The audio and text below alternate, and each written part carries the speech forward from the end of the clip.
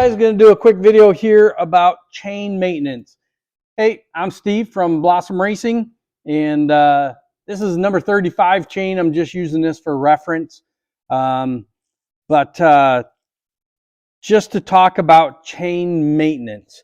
So usually, let's start at tension on a chain. So we'll start there first. So usually I like to have about a ½ inch to 3/4 of an inch of slop in your chain. If you're familiar with motorcycles, you know, they will measure your chain kind of back by your rear sprocket on your arms that go to your rear tire. They'll actually measure right from there, and then you grab the chain and pick it up. And if the chain moves a ½ inch, a 3/4 of an inch, you know, there's a certain number there that you're looking for.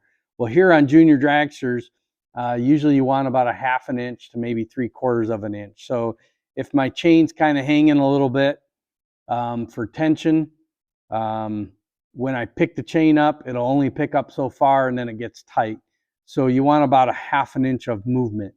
So you should be able to take your chain, grab it, and pull it up. And when it pulls up, it should move about a ½ inch. Okay. So now chain maintenance is something that's, I really find it really overlooked a lot of times. We'll actually, Craig and myself, you know, we've done this in the past. We'll actually go around the track and look at people's chains, and their chain will be kinked, you know, like this. It'll have a big old kink in it.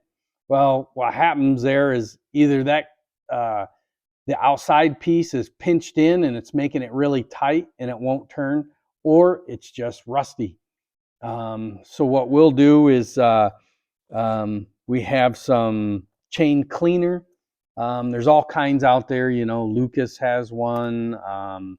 All kinds of chain stuff out there, you know.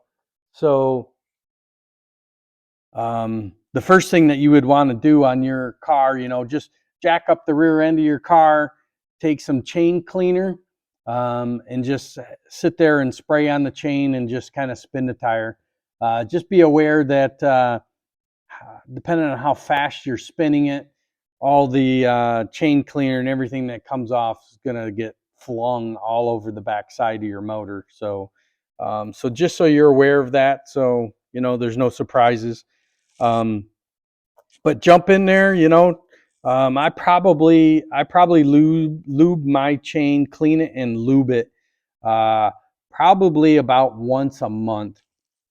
And you just get down in there, spray your cleaner on it, you know, keep spinning it, spray it, and then let it set for a little bit. Let all that chain cleaner get in there and work. And then I'll come back about 10-15 minutes later with the chain cleaner again, and I'll spray it again, spinning it around.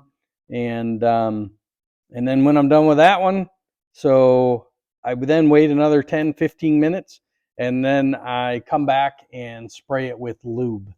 So in the past, I've actually done that to someone's car, and they picked up about 500ths.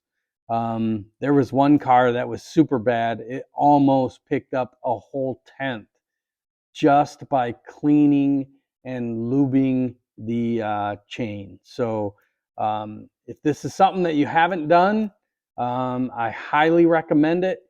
You know, get your chain lubed up, and that will give you a faster ET and tension. So you don't want it too tight, you don't want it too loose. You want about a ½ inch of play for your tension.